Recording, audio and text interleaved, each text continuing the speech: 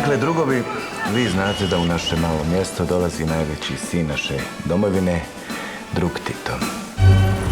Našli su lik za novu socijalističku novčanicu. Šta kažeš, Jahiću? Jesi ti oženjen, Atife? Nisam, druže Tito, nisam. I nemoj da se ženiš.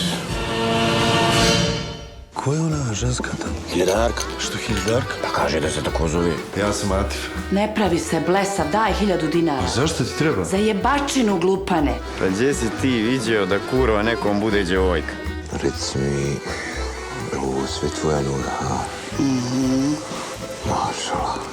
Ko će jebavat u ovakvu tešku i društveno-političkoj situaciji?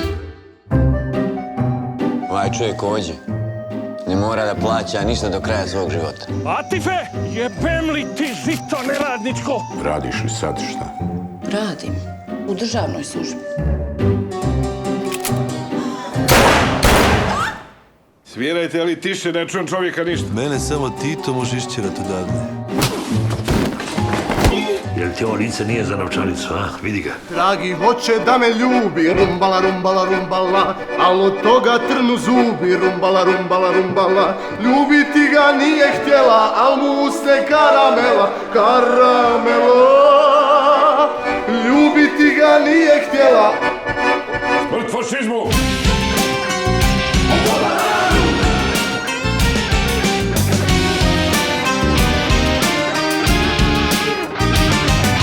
Hiljadarka, skupili smo koliko si tražila i njemu je kita narasla. Odi da vidiš.